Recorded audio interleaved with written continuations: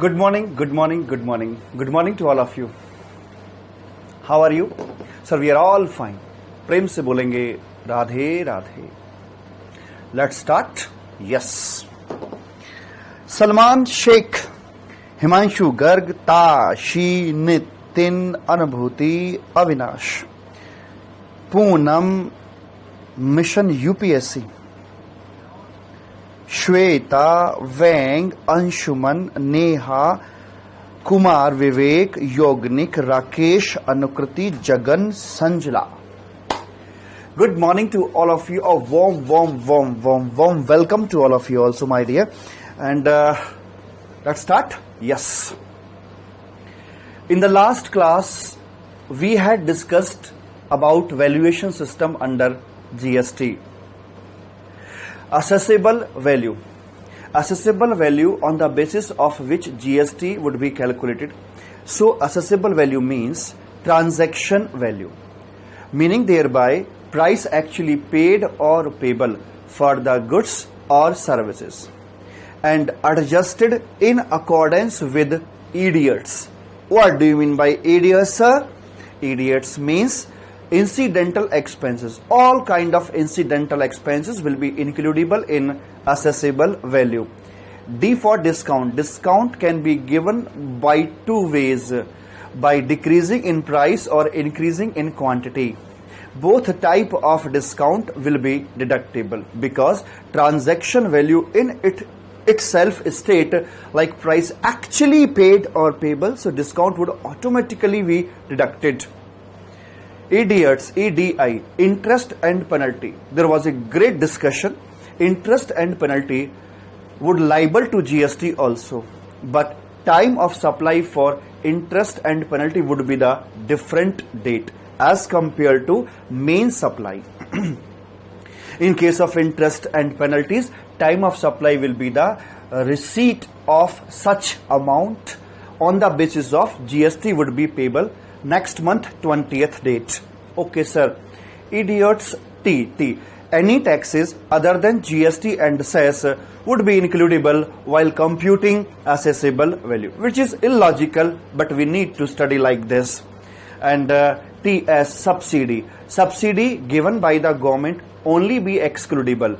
If a subsidy given by the non-government entities, that will remain includable while computing assessable value. Okay, sir. Okay, sir. Nupur, Manjeet, Mrinal, Avasth, Pelden, Vicky, Neha, Sakshi. Most welcome to all of you. Now, we are moving to our today's discussion. In the last class, we left in box number 6, my dear. And we know very well कि transaction value is equal to assessable value. But sometimes you know that there is a supply of goods or services, but no consideration at all. Or we can say there was no transaction value. There is a supply, but without any transaction value. We know very well 4 kinds of supplies are there, which are FOCs, free of cost, no consideration at all. If no consideration, no transaction value will be in picture.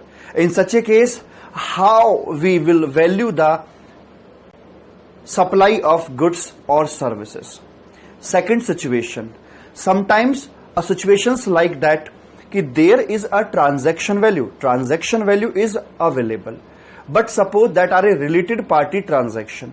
So whether the given transaction value can be called as a reliable transaction value? The answer is no, sir. So in such a scenarios where due to any reason transaction value is not available or transaction value is not reliable, then we need to go for valuation rules. Under valuation rules, there are 3 types of systems given, my dear. 3 types of systems in valuation is this. Like first one is comparative method. Comparative method means if we want to value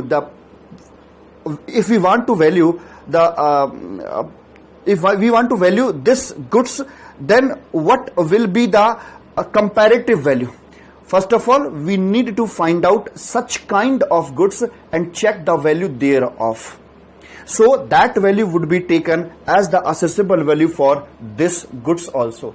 In simple wordings, we can say open market value of the product or like product would be considered as comparative value. What would happen if there is no open market price is available of such goods? Then we need to go for second method, which is called as computed method. Some of the formulas are given there. We will discuss that formulas with the chapter itself. Just see only, is it comparison value, computed value, or best judgment. What was within the bracket, it will be discussed along with the chapter itself, my dear.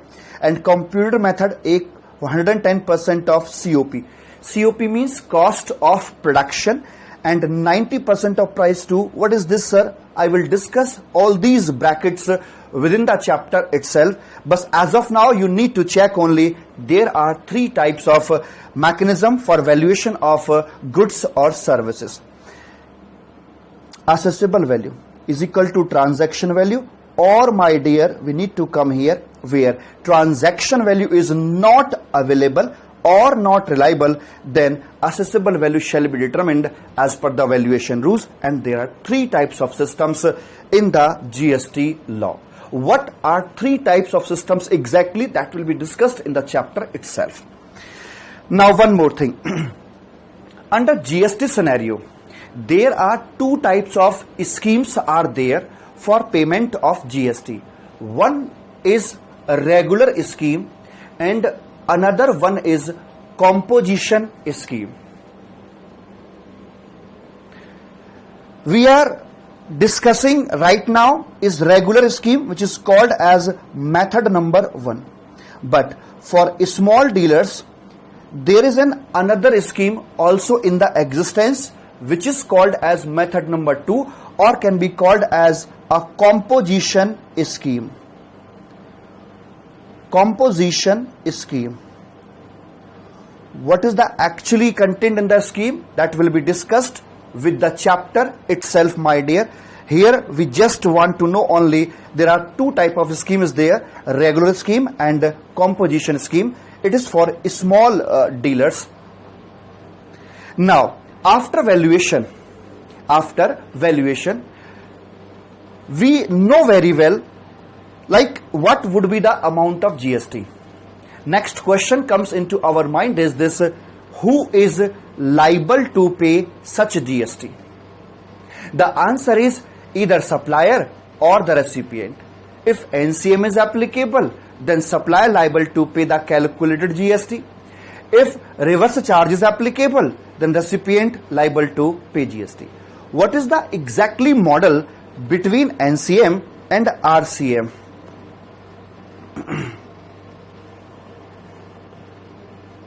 Please come on the LMS. Yes. Today is our class number 6. And I am going to discuss the concept of NCM or RCM. Okay, sir.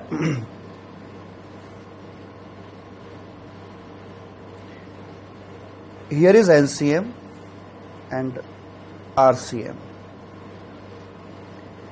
Here is the supplier, here is the recipient, and government. Supplier made a supply to the recipient, okay sir, and issue an invoice. In case of normal charge mechanism, it is also called as forward charge mechanism, FCM. It is also called as forward charge mechanism.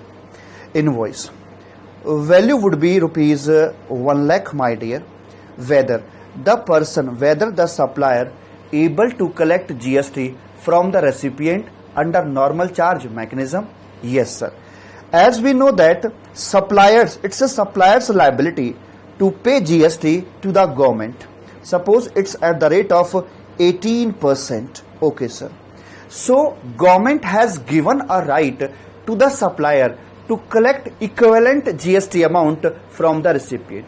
If supplier's liability to pay government GST at the rate of 5%, then supplier has the right to collect only 5% GST from the customer. Whatever the liability that need to be paid by the supplier to government, only to the extent he has right to collect from his recipient. Okay, sir. GST is equal to like at the rate of 18% is 18,000 rupees. It is 1,18,000 rupees. Okay, sir. Let us assume recipient is a registered person. Okay, sir. Registered person. Okay. Whether the person will be eligible to book the credit of rupees 80,000, yes or no? Please, my dear, give me your answer. Yeah. If the person is a registered person, then he will be eligible to book the ITC thereof. It will comes to 18,000 rupees. Okay, sir. No issue at all. I would like to ask some questions from you within that table.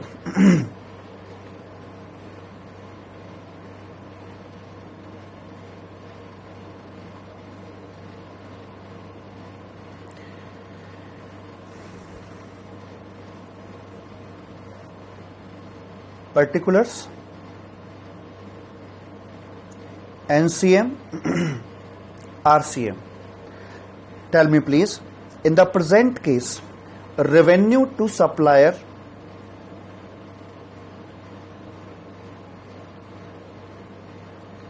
revenue to supplier, net revenue even, net revenue to supplier, what would be the amounts? Sir, total amount collected by the supplier is 1,18,000 rupees. Okay, sir. And 18,000 paid as GST to government, sir. So the net revenue to the supplier remains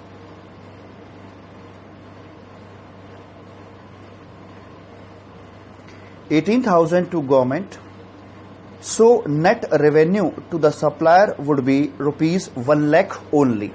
My second question, what will be the net revenue? Net revenue to government. Sir, it will be rupees 18,000. Okay, sir. No issue at all. Now, one more question I would like to ask you.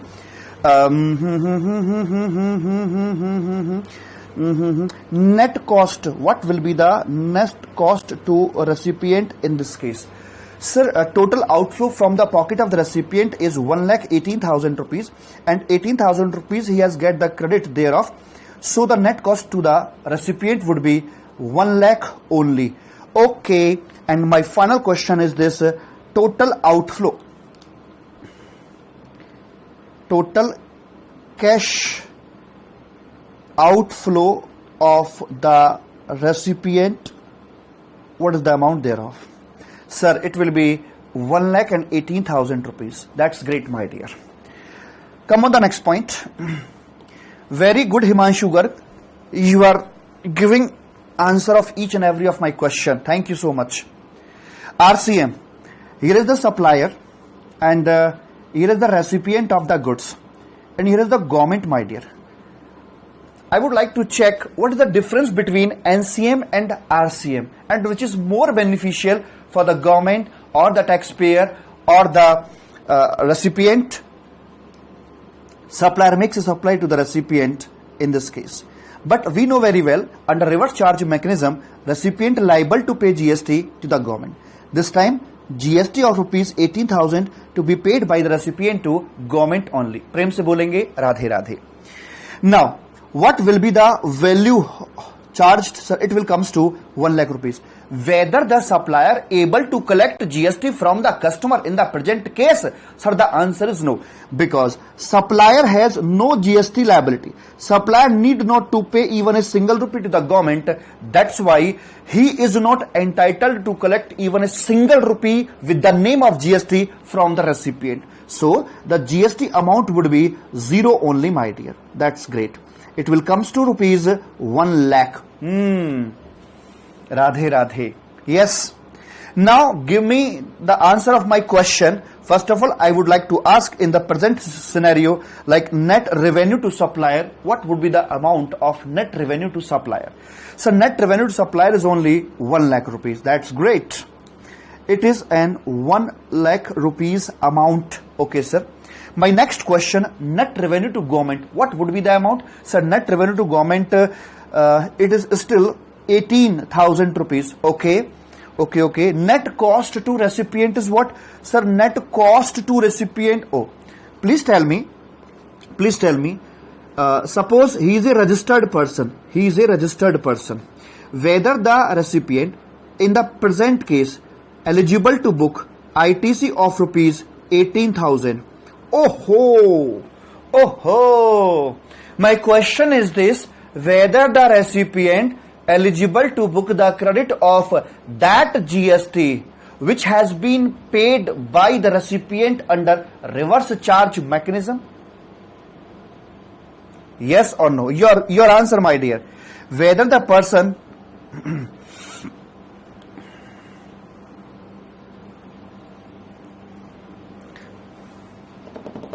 whether he is eligible to book the credit thereof. Sir, ITC means input. Listen to me very, very carefully.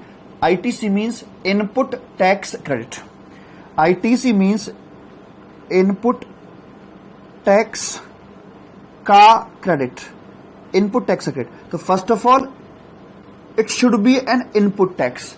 And if there is an input tax, then ITC thereof shall be definitely be allowed, my dear. Kumar Vivek says no. But Kumar Vivek, tell me please, in the present scenario, in the normal charge mechanism, from the supplier's angle, the given supply is called as outward supply. Yes, sir. It's an outward supply only. From recipient's angle, this supply was the inward supply only. Okay, sir. And the tax paid on inward supply, which was rupees 18,000, whether the tax can be called as input tax? Yes, sir. आम के पेड़ पर आम आता है और केले के पेड़ पर केला आता है. आम के पेड़ पर केला नहीं लग सकता और केले के पेड़ पर आम नहीं लग सकता.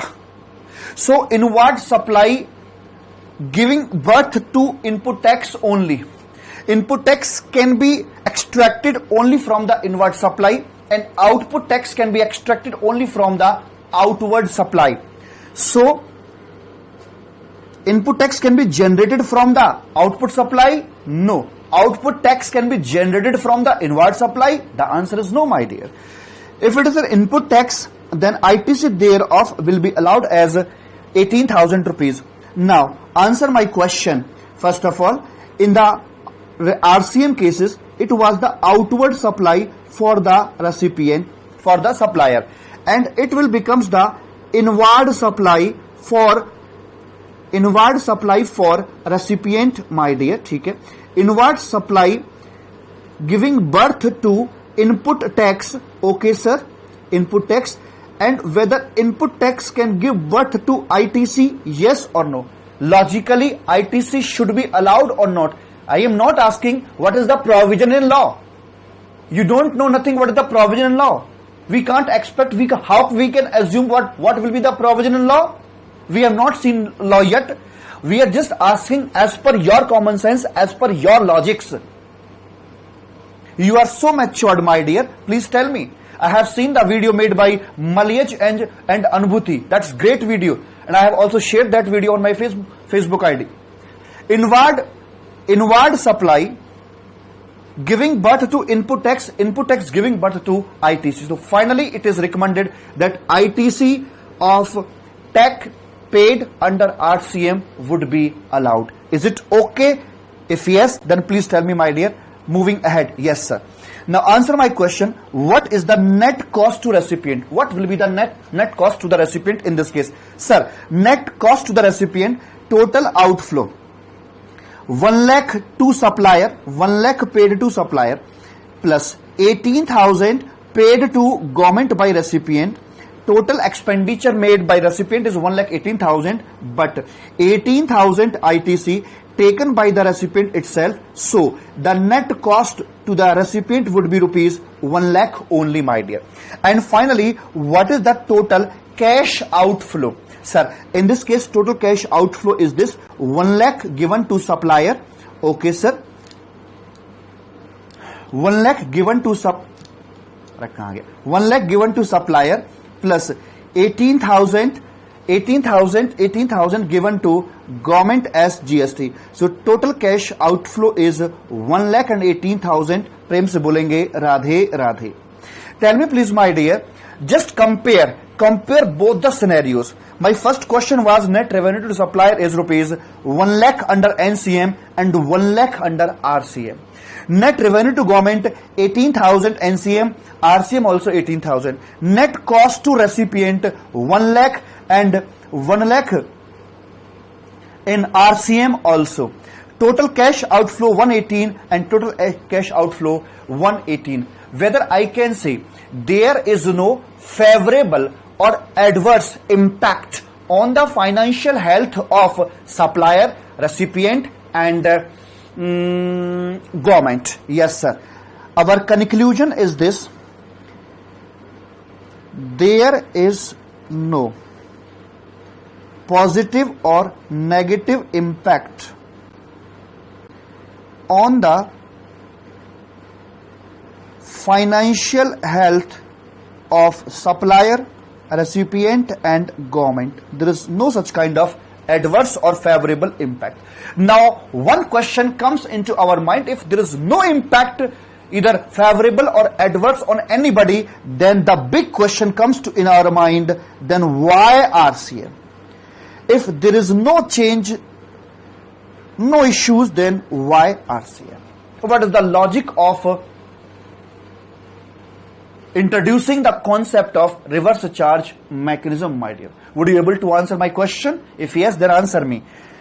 Okay, sir. Okay, sir.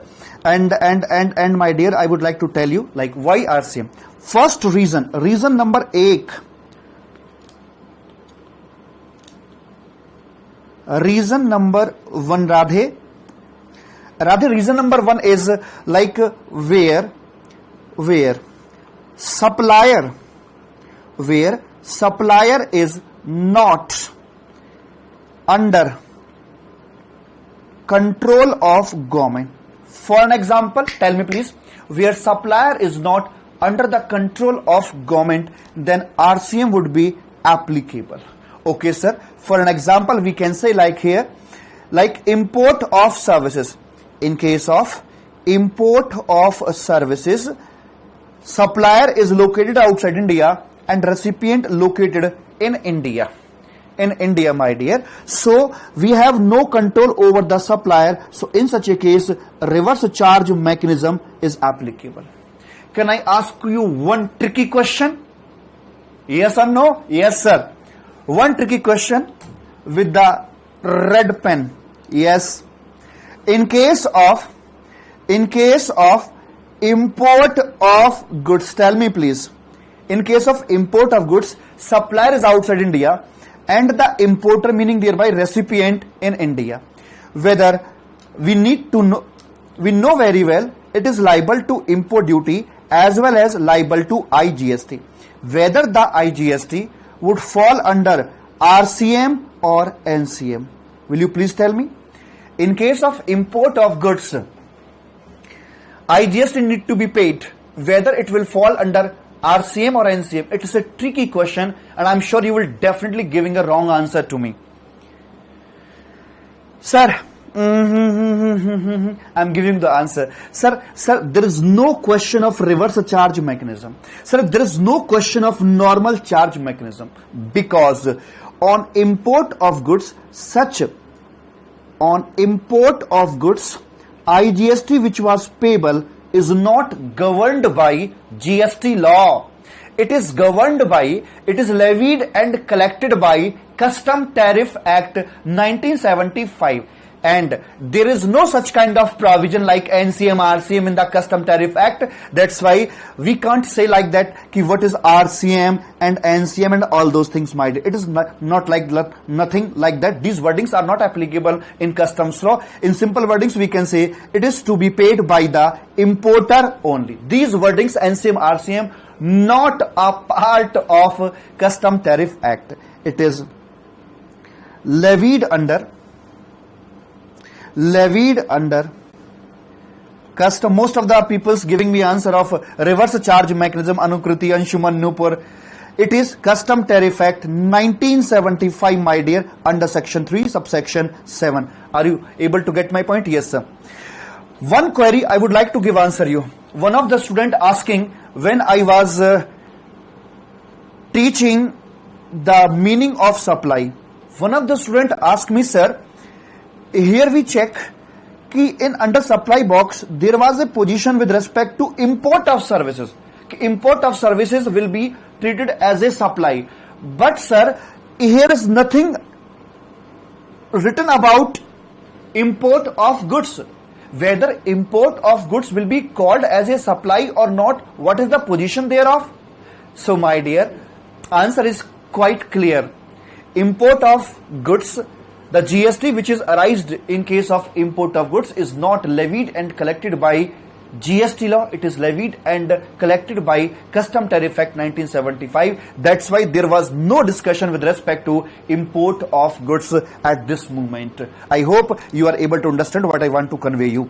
Okay, come to the point. So the first reason was when supplier is not under the control of the government. Okay, what is the second reason? Will you please tell me? Reason number 2. What will be the second reason? Tell me. Sir. Second reason will be the where supplier.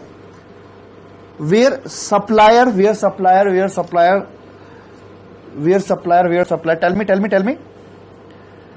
Favorable something.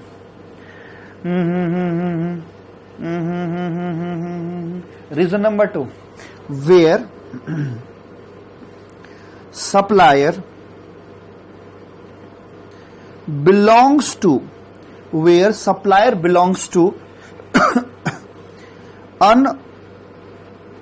unorganized sector and recipient belongs to organized sector, then RCM would be applicable. For an example, like it is insurance company, like LIC. Okay, sir. And here is the agent of insurance company, insurance agent. Okay, sir.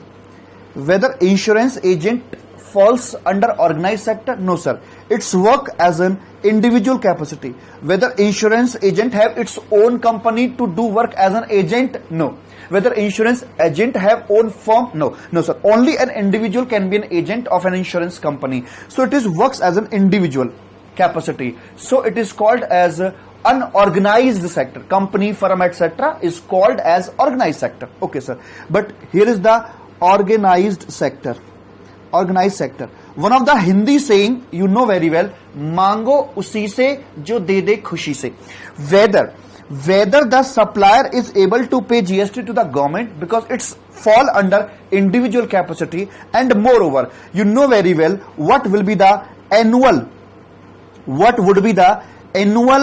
commission of the agent. So like 1 lakh, 2 lakh, 3 lakh, 4 lakh. So I can say approximately 90, if NCM was applicable, if NCM is applicable, if supplier liable to pay GST, then 95% of insurance agent go out of the GST regime by using threshold exemption, and 95% insurance agent would not be liable to pay GST. So government find out a solution thereof by applying reverse charge mechanism in this respect. You know very well at gate number 5 I have discussed with you where RCM is applicable, then threshold limit is not applicable. Then no limit of 10 lakh, 20 lakh or 40 lakh would be applicable, my dear, and GST would be liable to be paid with single rupee, with first rupee only. So that's why whether the insurance agent earning is 50,000 only then, even then it will be liable to GST. Okay, by applying reverse charge mechanism, government cover all over India insurance agent under GST regime. Are you able to get my point? Yes sir, no issue. Whether sir, one question in our mind, whether in every sector where this position is fulfilled, like supplier is unorganized, recipient in organized sector, whether where these conditions are fulfilled, RCM would be applicable? No, my dear. It's not always RCM. Where these kind of situations are there, in such a case, notified supplies, only notified supplies falls under this category, will be liable to reverse charge mechanism. Supplier or recipient in itself himself can't choose ki whether supplier liable to pay GST or recipient liable to pay GST. It is determined by the government only who will liable to pay GST to the government. So only specified supplies falls under reverse charge mechanism. Approximately 25 services fall under reverse charge mechanism as are notified by the government, my dear, by keeping in mind various sectors. By notifying any supply under reverse charge mechanism is not just like that. It need to qualify, it need to check multiple parameters like who is the supplier, what is the supply, and who is the recipient. Who is the recipient, my dear? Third reason was, by keeping in mind all the three factors, government decide whether to apply reverse charge mechanism or normal charge mechanism. Reason number 3 for applying reverse charge mechanism is this, my dear. It's a general practice like supplier engaged in evasion of taxes, where government has no trust. Government has no trust over supplier, then reverse charge mechanism would be applicable on notified supply, not all supplies, but on notified supplies only. Okay, no trust over supplier. For an example, like goods transport agency ki service, GTA means goods transport agency ki service, person engaged in transportation of goods. So here is the recipient would be liable to pay GST. Okay sir. Second one is advocate services. For example, advocate services, advocate providing legal services and on which recipient liable to pay GST, my dear. Tell me please, suppose in my case, I am a teacher and you are the student. Suppose teacher, or we can say like commercial coaching and training industry, not paying tax on time to the government or engaged in evasion of GST. Please tell me, in such a case, whether government to decide to apply GST to be paid under reverse charge mechanism. In case of commercial training and coaching services, if teachers are engaged in evasion of GST, so whether the government can apply reverse charge mechanism in such a service, the answer is no, because in such a cases the recipient is unregistered. My student are unregistered persons. If RCM is applicable, then under reverse charge mechanism a mandatory registration is required. So whether it was practically possible कि student need to get register himself with the GST department and pay GST under reverse charge mechanism, it is not practically possible. That's why I am saying मांगो उसी से जो दे दे खुशी से. Reverse charge should be applicable by the government by seeing very carefully each and every element, whether supplier is able to pay. If yes, then apply NCM. In case supplier is not under control or there is no trust over the supplier or he's engaged in evasion like that, then we should move to the recipient position. But if supplier is not able to pay or he's engaged in evasion, so it doesn't mean कि we will definitely apply RCM. We need to check another situations also, whether the recipient able to pay tax under reverse charge mechanism. If yes, only then we can apply the reverse charge mechanism. For an example, we know very well, in case of advocate services, there is a concept of reverse charge mechanism, my dear.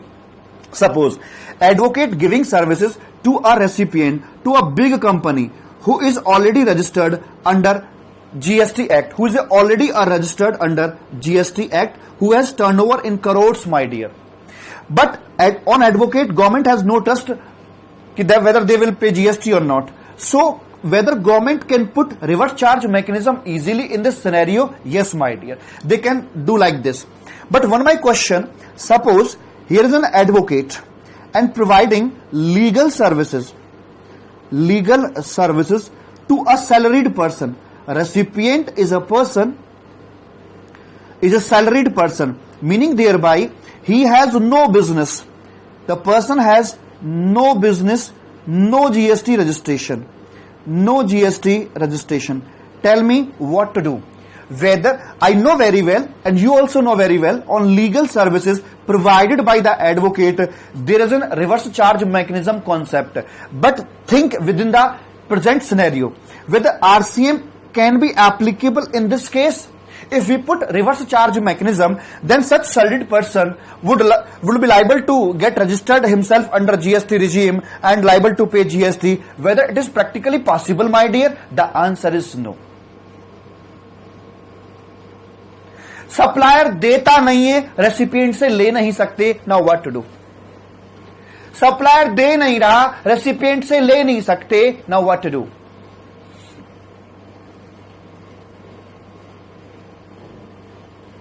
Now what to do? Here we are discussing the concept of reverse charge mechanism. In master diagram, in our Baba ki booty diagram, gist of GST, we are in box number 7. Or we know very well, if supplier will not pay and we are not able to collect GST from the recipient, so government decide in this case that we will exempt this services. There is a collection in problem, so the government exempt such legal service provided to a salaried person under this. If there is no GST, there will be no calculation of GST and there will be no question of collection ki who is liable to pay, supplier or recipient. What I want to convey, my dear, we cannot say straightforward. Please try to understand me what I want to convey you. We can't say straightforward like this that legal service fall under reverse charge mechanism. No, my dear, it's in conditional situations. Supplier, by keeping in mind who is the supplier, who is the recipient, and what is the service. By following all the three parameters, government had notified the services approximately 25 which falls under reverse charge mechanism. Please tell me each and everything or not, my dear. Tashi says, to mat lo. That's great, Tashi. We have also exempt that services to mat lo. We have exempt the services at gate number 5. Then no question of collection of GST at all. That's great. You are genius. That's great. Now, what was the special provisions with respect to reverse charge mechanism? I would like to check in short RCM linkage. I would like to check in short some parameters like first one, goods or services. Whether RCM is applicable on all goods and services? No, sir. Only notified goods, approximately 7 to 8, which falls under reverse charge mechanism, and notified services. Notified goods, notified service, approximately 25, only fall under reverse charge mechanism on. Do you know like notified, reverse charge on notified, not active yet? Do you know about it? Not active yet. Yes, yes, sir. Not active yet. It's a provision in law, but not active yet. Not applicable practically in law. So, what is the reason behind this? The reason is habit. Pre-GST, reason is habit. Why not active so? Yet it's a habit. Pre-GST, there was no concept of reverse charge mechanism on the goods. First time under GST, government introduced a reverse charge mechanism with respect to goods, but the persons over which it was applicable has opposed the provision in law and go with GST Council not to activate this provision. So this provision is now on hold. Don't know when it will be practically applicable. Sir, whether these notified services provision RCM is applicable? Yes, my dear, it is active because pre-GST there was a provision of a reverse charge mechanism on services, and more or less all that services which falls under reverse charge mechanism under service tax, the same list has been copied and pasted, approximately same list has been copy paste to the GST regime, and there was no problem for its activation. Okay, yes sir. Second number, for applicability of RCM, for applicability of RCM, whether supply should be a mandatory point? Yes sir. Whether supply should be mandatory? Yes sir. It should be a mandatory point, because if there is no supply, then the transaction will go out from gate number 2. Am I right? If no supply means no GST. If no GST, then no question of NCM or RCM, because the picture will go out from gate number 2 itself. Radhe Radhe. Prem se bolenge Radhe Radhe. Okay sir. Now moving to another point. Whether RCM is applicable on intrastate or on interstate supply, or applicable on both. Will you please tell me? RCM is applicable on intrastate, interstate or both? Sir, provisions of RCM applicable on both, whether the supply is intrastate or an interstate. Okay sir. Now, taxable person. Who will be the taxable person? My fourth heading as per the gist of GST diagram, as per my pattern. Sir, taxable person would be the recipient. Taxable person would be the recipient. Okay sir. And the recipient need registration at the rate of mandatory. Registration would be mandatory, meaning thereby limit of rupees 10 lakh, 20 lakh and 40 lakh would not be applicable, and so on. Radhe Radhe. Come on the point, my dear. One of the question asked by Himanshu just 20 minutes ago. Sir, what is the status of supplier? Where, if I know very well, if RCM is applicable, the recipient liable to pay GST, then what will be the status of recipient in this case? Supplier would be liable to GST or not? Here is the two positions can come in our mind. One is supplier exclusively engaged in making RCM supply. All the supplies made by the supplier falls under reverse charge mechanism, meaning thereby there is no GST liability of the supplier, then he need not require any registration at all, my dear. No registration would be there. Okay Sarji, no issue at all. No GST and no need of any registration at all. But what happened? Like supplier engaged in making RCM supplies as well as NCM supplies. So whether the person would be exempted from registration, whether the person would require any registration? Yes sir. Now the supplier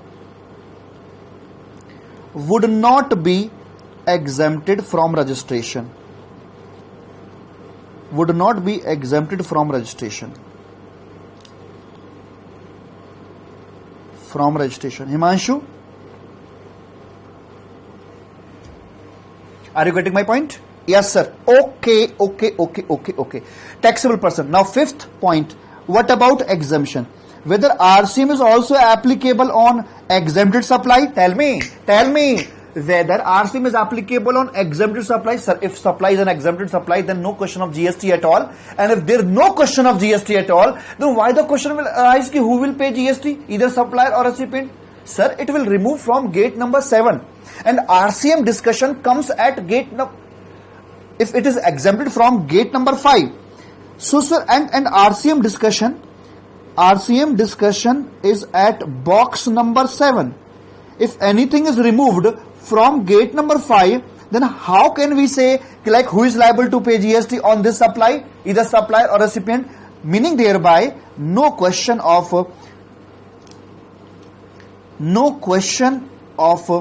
RCM or NCM thereof. Okay. Now, sixth point. What about value? Valuation.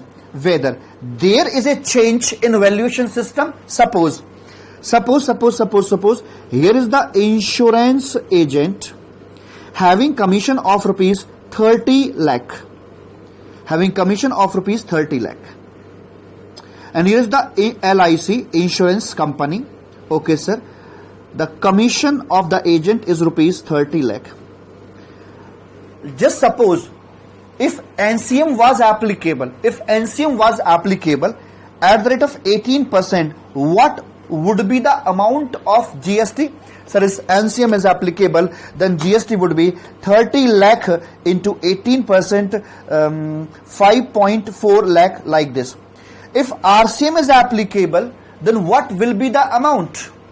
Sir, if RCM is applicable, then the GST amount will be the same, because assessable value, transaction value, the value on which GST is calculated remain the same either in case of RCM or NCM. Moreover, it is decided, it is the discussion made at box number 7, NCM or RCM.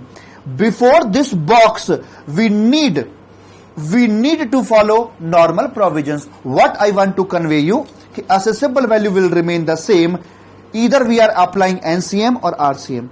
Assessable value remain same for both the cases.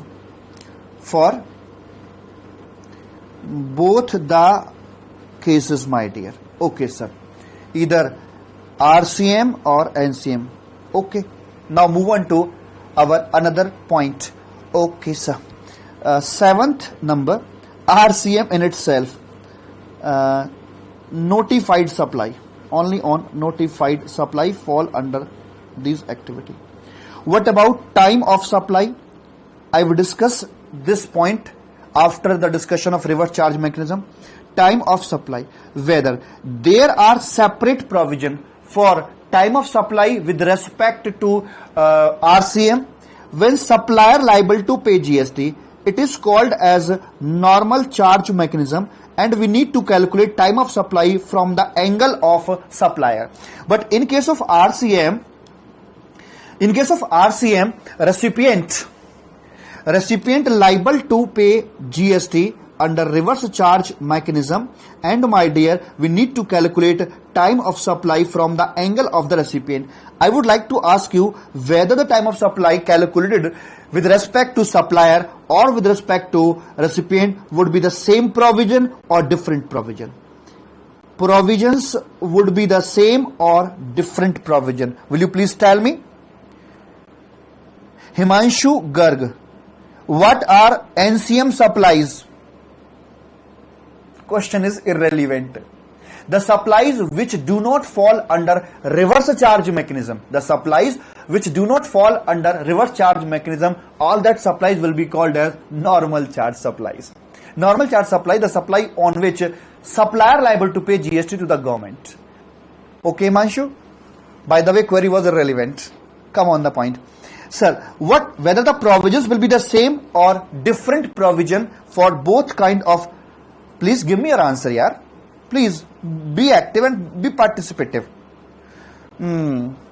Except new magic and notified RCM and exempted, rest all are NCM supplies. Kumar Ambrish. First of all, I would say you something. I think one of the query in your mind. Listen to me. If Himanshu and Kumar Ambrish, listen to me carefully. If there is no goods, no services, there is no GST, no question of RCM. Keep in mind, whether RCM or NCM, this discussion made at box number 7. Who will pay GST? This will be the most important query removal discussion. Whether NCM or RCM, who will pay GST? It has to be discussed only at box number 7. That's it. If there is a goods or services, then move ahead, otherwise out.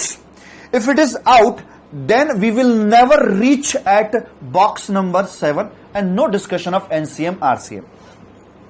Number 2. If there is a supply, then we will move ahead. If there is no supply, for example, we fall under new magic.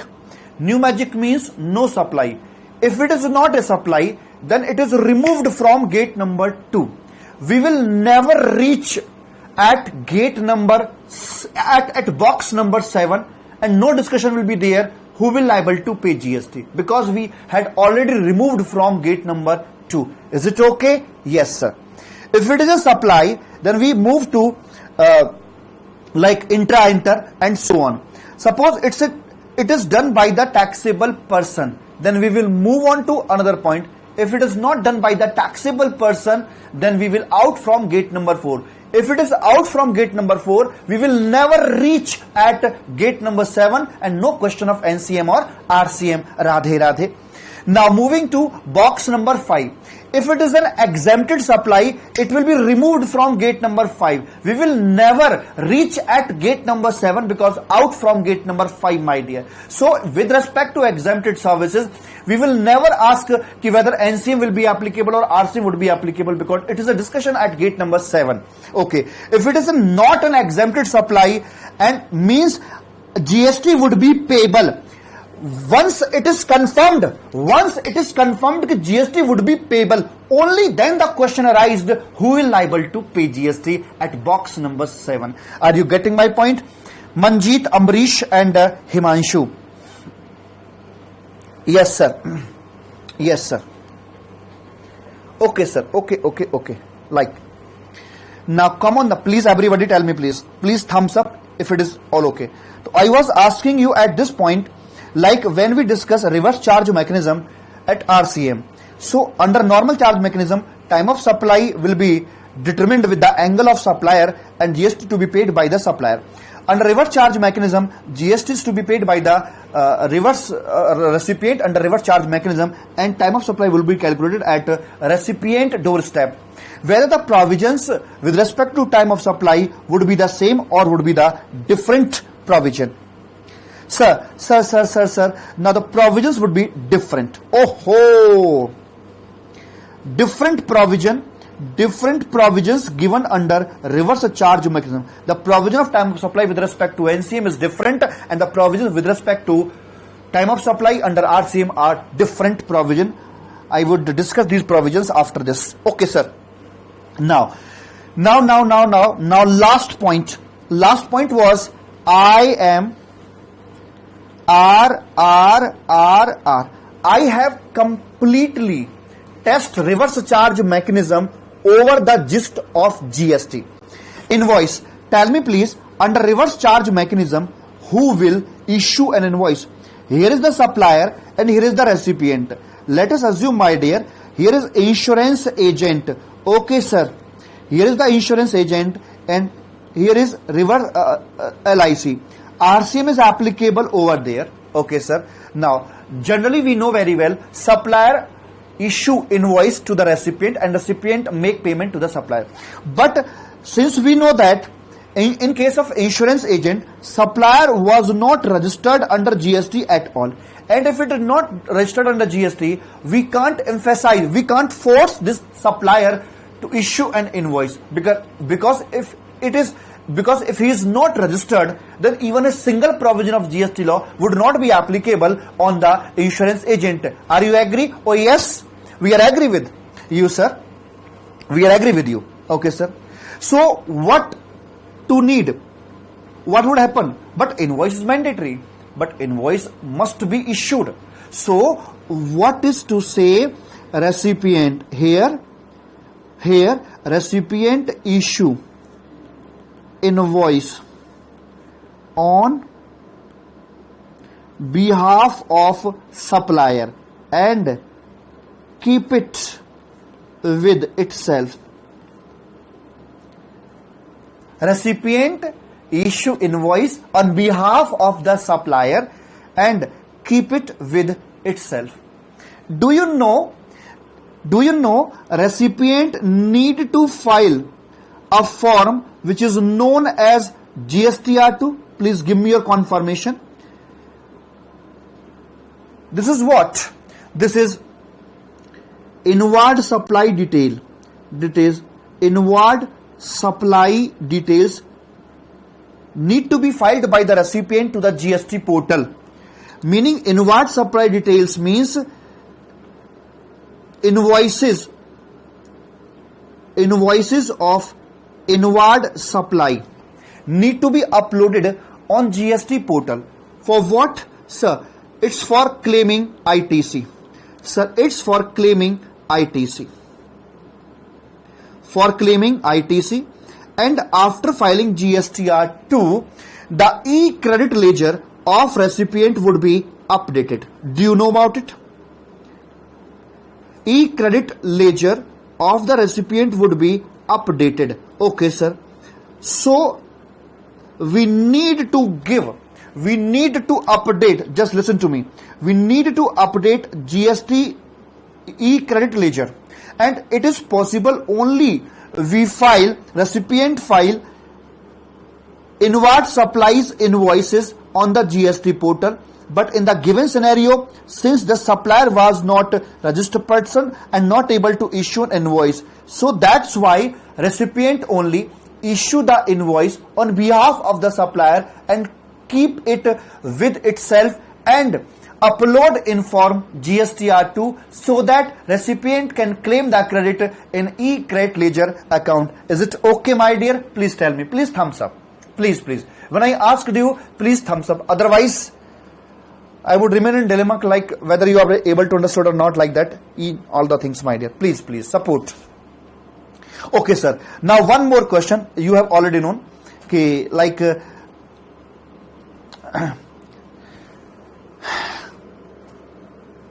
next point, whether ITC can be taken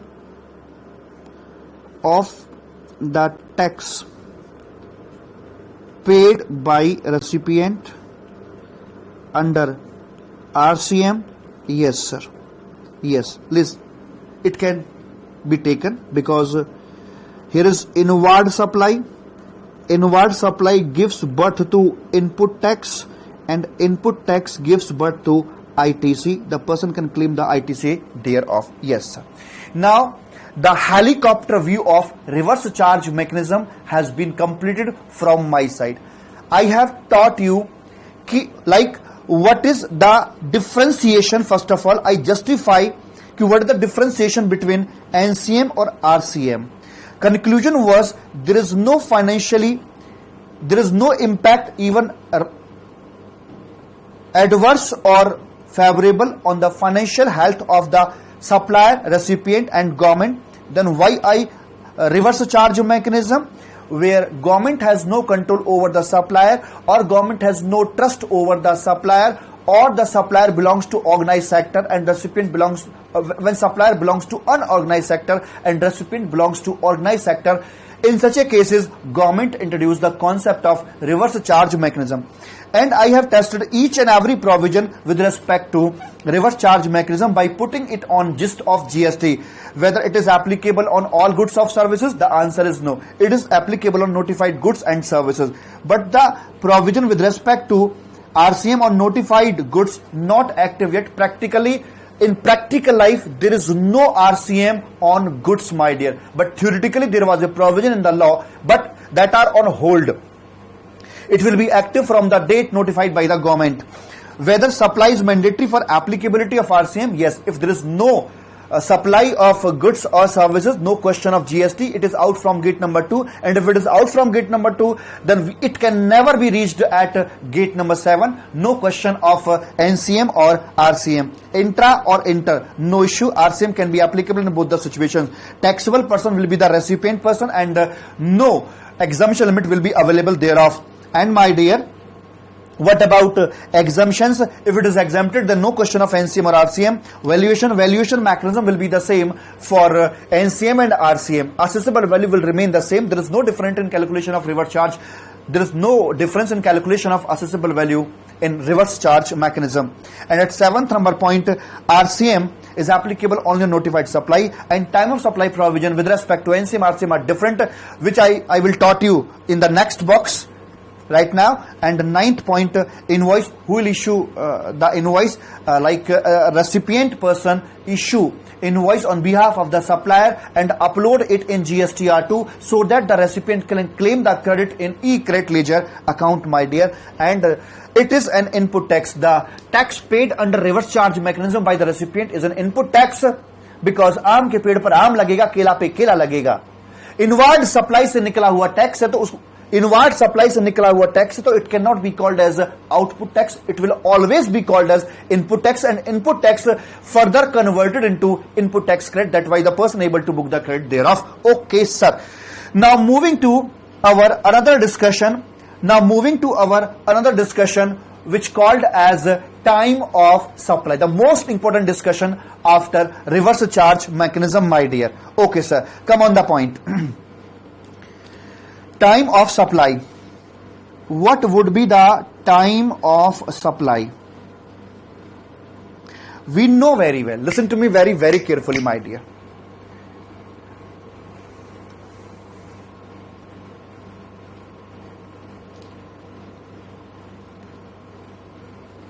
Move on. Yes, sir. Yes. Okay. Move on to our further discussion, time of supply, my dear. We all know very well, supply is the backbone for levying GST. Radhe Radhe. Without supply, no GST can be imagined. When GST would be levied, on which date GST would be levied? Sir, we know very well, like supply is the taxable event. Supply is the backbone for GST levy. Okay, sir. But my question is this, what will be the GST levy date? What would be the GST levy date?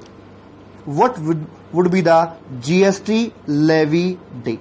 Know very well, supply event is GST levy event. But I would like to ask you, what would be the GST levy day on which GST would be levied? Sir, simple. The day on which supply has been made. Meaning thereby, the day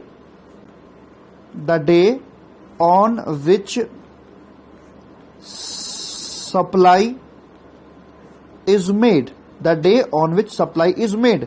That is supply day. Like holiday, Sunday, Monday, it is like supply day. Supply day. So, supply day will be the day of GST levy day. And supply day in technically also called as time of supply, my dear. So here we need to check only what will be the day of supply. It is very simple to say, like we have made a supply to the recipient, but there are so many components with respect to a supply, like agreement, like pro forma invoice, like payment, like delivery, like completion. There are so many elements of supply. Now the question is this: which supply, on the happening of which event we will say that this is the supply day, meaning thereby this is the supplier and here is the recipient, my dear. Radhe Radhe. This first one is agreement day. The supply is made between the persons. Okay, done. But the component of supply, like that I am telling you, supply, multiple components are there. First one is agreement date. Okay, sir. Second one is pro forma invoice. Pro forma invoice was issued. Next, invoice was issued. Payment was made by the recipient thereof.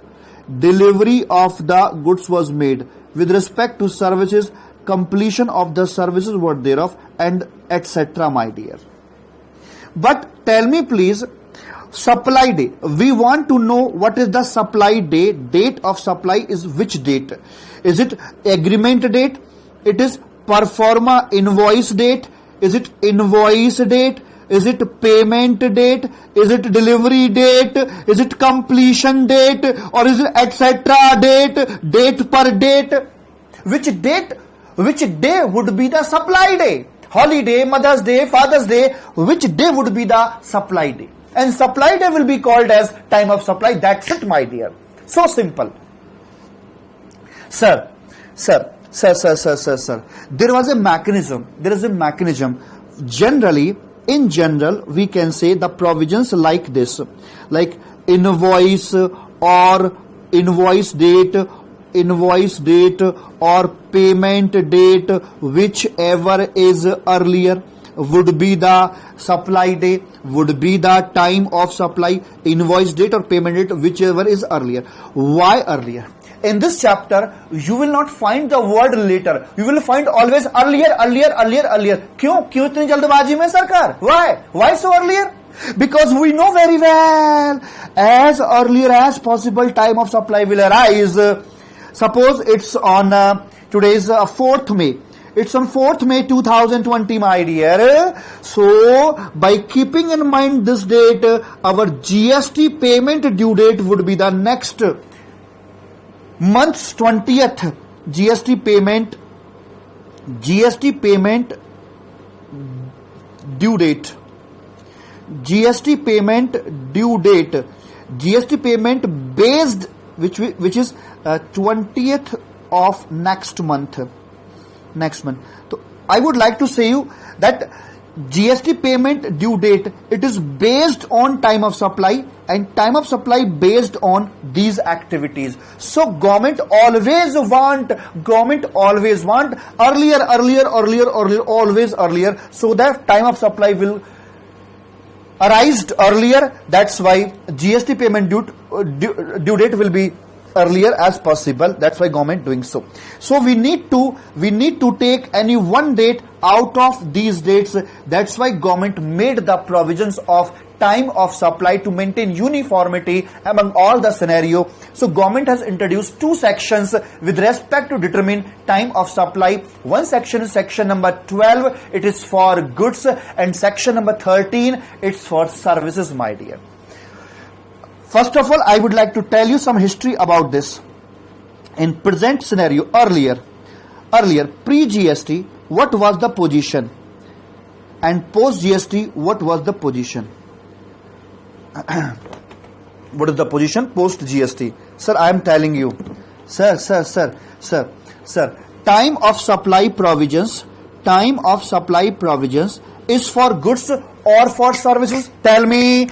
Peldon, Kshitij, Anukriti, Avast, Gaurav, Anshuman, Jaysha, tell me. Sir, time of supply provision, it is given for only goods or services? Sir, time of supply provisions are given for services and sir also for goods. Time of supply provisions also for goods, my dear. Okay, Babu.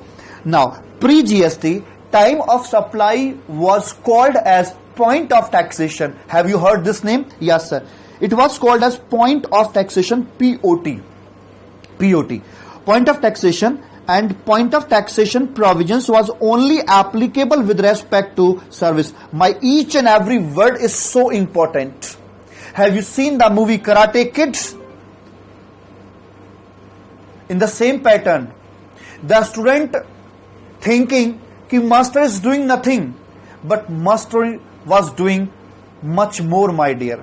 I am telling you the history, so there is a logic behind discussing this history, because when I will discuss the provision of time of supply, then to make clear the logic of that concept, we need to have the knowledge of this discussion which is going on right now. Point of taxation provision was only applicable for services. Whether the point of taxation provisions was applicable on goods, the answer is no, my dear. It was not for goods, it is only for services. And I'm telling you, as of now, the provisions which are here are bringing the pattern or the concept of point of taxation to some extent copied and pasted here. The concept and pattern of point of taxation was copied and pasted here. It is easily copy paste for services. But with some difficulty, copy paste for goods, my dear, with some difficulty, because this was the provision was designed with the angle of service. But these provisions are also applicable with some changes also for the goods. Okay, sir. Now moving to what was the position.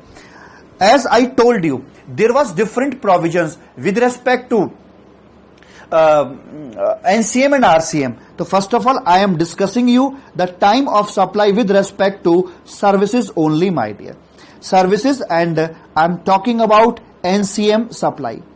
Talking about services and NCM, what would be the provision thereof? Okay, sir. Here is the supplier of the goods and the recipient of the goods. We know very well, under normal charge mechanism, supplier liable to pay GST to the government, my dear. That's why the time of supply would be determined at the doorstep of the supplier. Okay, sir.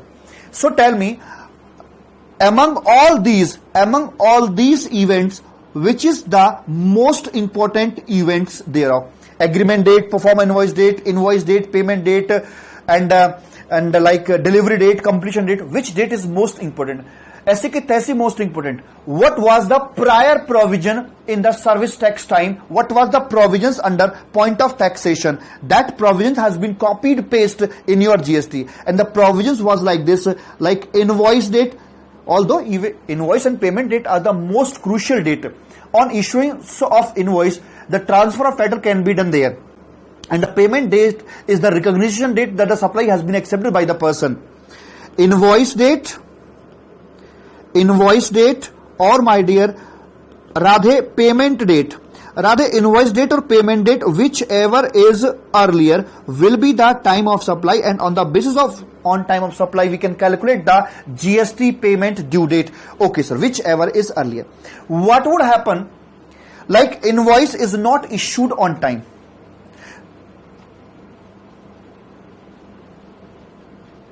Will you please tell me what would? Okay, Himanshu, what would be the provision if invoice is not issued on time? If invoice is not issued on time, if invoice is not issued on time, then what would happen, my dear? Tell me. Sir. So we cannot keep the invoice in comparison with. So we need, sir, so we need to replace invoice discussion with something else. Then what is the next most important event among all? Invoice, payment. I am talking about services. So don't tell me with respect to delivery. Delivery word is applicable with respect to like goods only.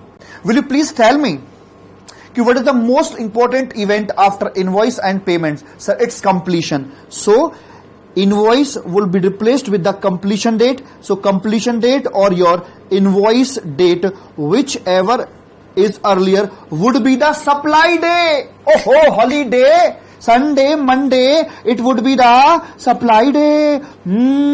It would be the supply day, my dear. Supply day means time of supply would be there and GST payment due date will be determined accordingly. Okay, sir, no issue at all. Now moving to other. So here is the conclusion is that invoice or payment as like crux can be like this. Invoice if it is on time, invoice or completion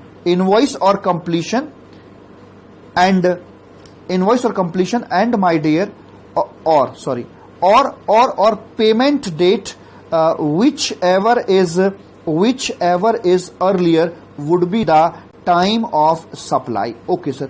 If advance payment is received, whether time of supply would be calculated on that advance? Yes, sir. Suppose advance is received in the month of April and invoice or completion is made in the month of June, then the time of supply would be the month of April. Accordingly, due date for GST payment would be 20th May accordingly. Okay, sir. Got it. Now the most important discussion I am telling you. After that I will give you a break. It will take 5 to 7 minutes. Is it okay? Yes, sir. Now Kumar Ambrish, what is this completion date? Completion date is the service completion date. Completion date means service completion date. As I am providing services to all of you, then when the batch will get over, that will be the date of completion, right? Okay, sir. The most important, yes. I am telling you, like discussing with services and my dear service discussion with respect to reverse charge mechanism. What would be the position? Okay, sir. After this, I will give you the break. Now, here is the supplier. Okay, sir. And here is the recipient. Okay, sir. Now, in case of reverse charge mechanism, GST would be payable by the recipient. Is it okay? GST would be payable by the recipient to the government. Okay, sir. No issue. So, this time of supply would be determined at the doorstep of the recipient. Am I right? Haan, sir. This is going helicopter view, not in detail. I am not telling you the detailed provision. I am not making research and development with respect to GST. I am just setting up your mind what's going on. Will you please tell me, without setting up our mind, without saying what is actual movement, where RCM is applicable, if it is exempted, then no question of RCM like that. If its pattern is not going on, we will definitely arise mistake again and again, my dear. But at this moment, we will have to follow this sequence. Each and every scenario, query is small or there is a big practical case, we need to follow this diagram. We need to follow all the 9 checkpoints with respect to any practical case also. Now, my dear, I am talking about reverse charge mechanism. Yes, sir. So, what would be the provision? Will you please tell me quickly, quickly, like whether we can keep the invoice date by keeping in mind invoice date? Should we calculate time of supply at here? Yes or no? No, sir. Invoice event not under control of recipient. It's a matter of supplier, sir, normally. Even though when we issue, when recipient paying GST under reverse charge mechanism, it's invoice is a requirement of supplier's end. So the thing which is not under the control of recipient, whether we can considering that event for calculation or for determining time of supply, the answer is no, sir. This event is under control of recipient, so it cannot be considered as a base date for determining time of supply. Now, whether we can consider completion date to determine time of supply, sir, completion of service is in the hands of supplier, not under control of recipient. When your batch will be completed, it's in my hands, not in your hands. So from recipient's angle, we cannot determine the time of supply by keeping as base this date, my dear. So completion date would not be considered as a base date for determining time of supply. So tell me, what is the event? What is the activity under control of recipient? Sir, only is one activity. What is that? Sir, it is payment date. Payment date is fall under the control of the recipient. So payment date would be the time of supply date, my dear. But it may be happen for deferring GST.